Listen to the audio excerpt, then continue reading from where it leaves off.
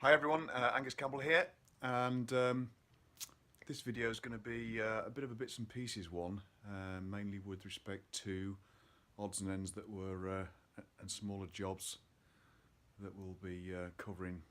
With respect to that there bike behind me, the 750 Lightning A70L. So let's get cracking. Bits to do on cosmetics. We're going to begin on the wheels at last, mudguard fitting, etc. Begin to get the rolling chassis up. But when we get bored with mechanical bits and pieces, then we'll concentrate on just offering up the side panels really, and seeing how they look with the tank against the frame. So I'll bring you in, and we'll kick off probably with the aluminium trim on the top of the tank, because I've had so many fun and games with that. So let's get set up and we'll get cracking. Right, so on the bench here is a spare tank I have for the oil and frame twins from 1971-72.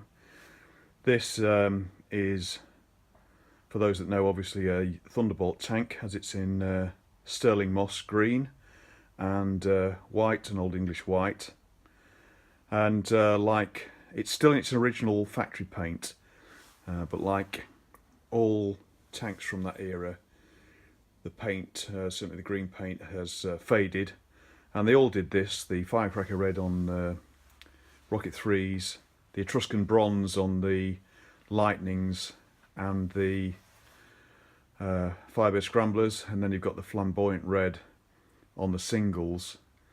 In those days they didn't lacquer, and the paint wasn't as good quality. They could get the colour and the metallic finishes quite well, but my goodness, did they fade in the sun very, very badly.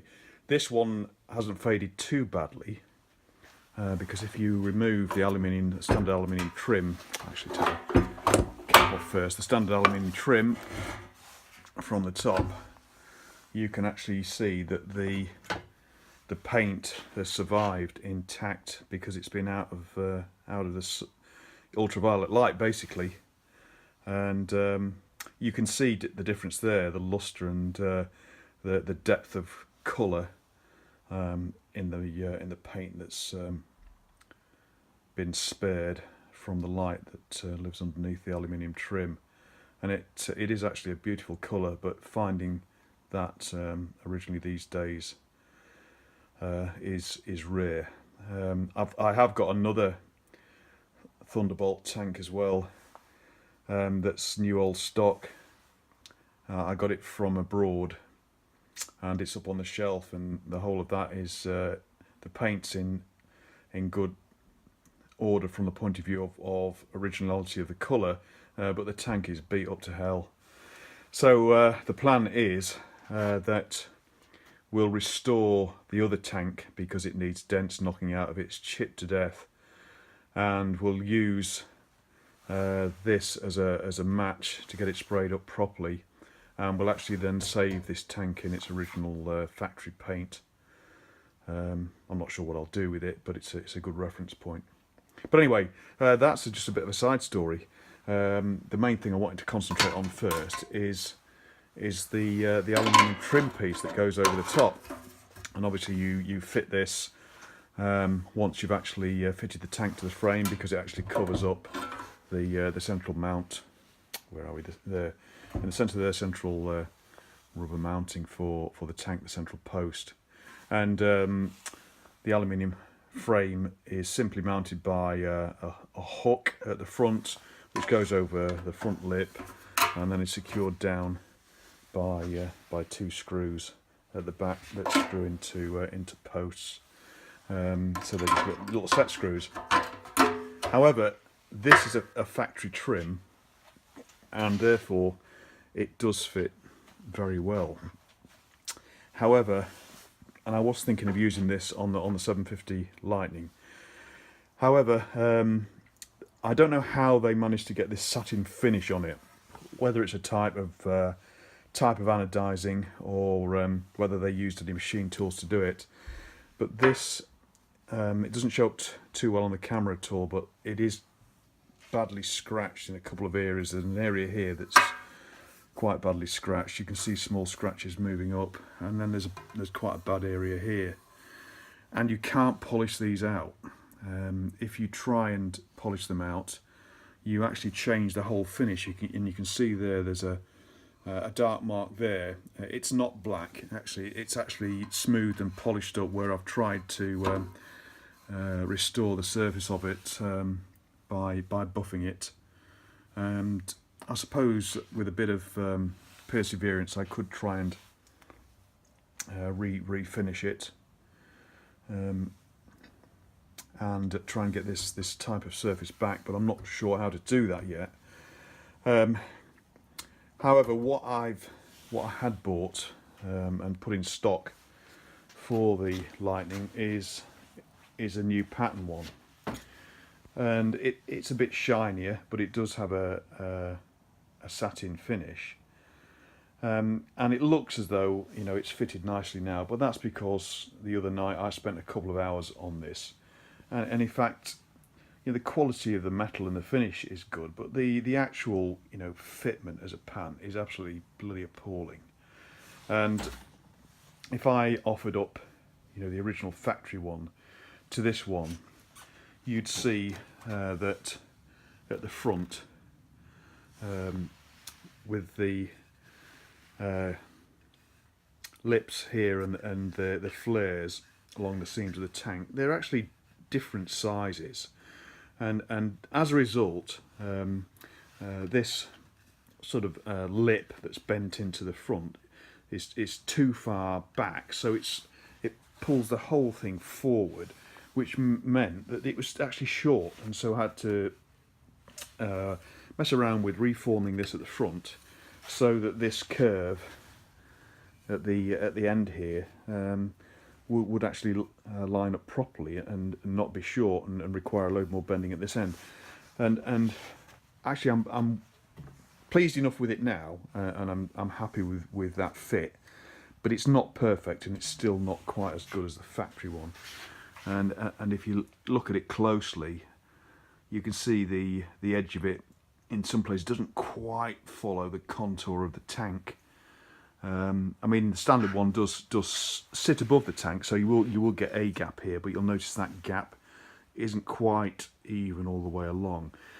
But you can mess around with it all night without the proper, you know, mould or former for it, and you'll keep, well, certainly in my case, because I'm not a skilled panel beater, we'll keep getting gaps appearing all over the place. You'll never get it absolutely perfect, but that's as close as I've got it, and I'm living with that, and it's actually a little better on the other side, so that means as well that it may be slightly twisted. However, we've got it fitting at the back as well with the mounting screws. They fit well, whereas they didn't originally.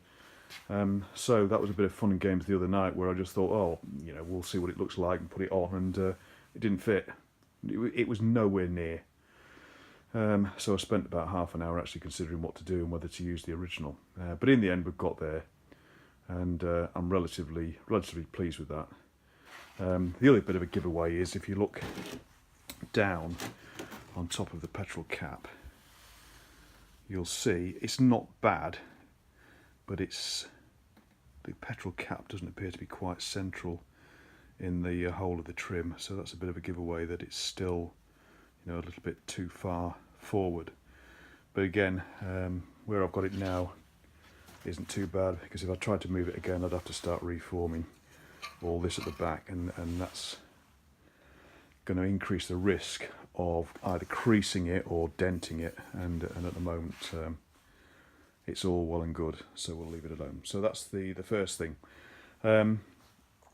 Next thing is that I'm doing a bit of tidying up in the garage, because a load of stuff's gone out of the corner, so we can start tidying all this lot in this corner, which is basically all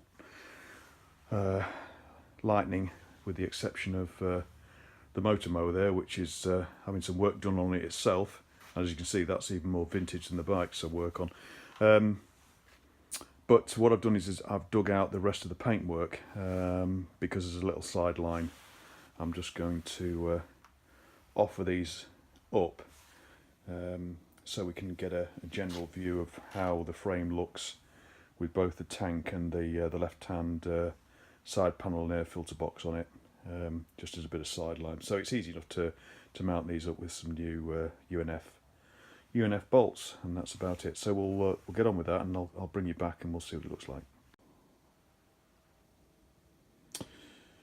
Okay, after a bit of jiggery pokery, we've got the side panels and air boxes on. Just loosely mounted at the moment, but we've sorted out all the correct UNF nuts and bolts, sizes, etc. And no doubt these will have to come off again to get all the bits and pieces inside, i.e. the battery box, the electrics tray, and the tool tray as well. Going there, we could get them in, I think, with these in place, but it's going to be much easier, I think, to take these back off. But it's just to get an impression, really. It just gives me a bit of motivation sometimes, you know, when you've been working on menial jobs, etc., just to do something that's quite aesthetically pleasing, really, and makes a big difference. And all of a sudden, you fill in gaps, and it begins to look like a motorcycle, especially once we get the mud guards on next, and then the wheels on, and then we'll really be in business. Started preparing to put the headlamp on as well, although I've got to find where I've put the special washers for the headlight mounting brackets. I believe they're probably in all the stash in a little box down here, which are all the spares from the Fury builds, which use common parts, obviously, in the on a lot of the rolling chassis components. So we'll leave it there for now, and we'll carry on with some other jobs over the coming weekend and add to this before we publish. So see you again soon.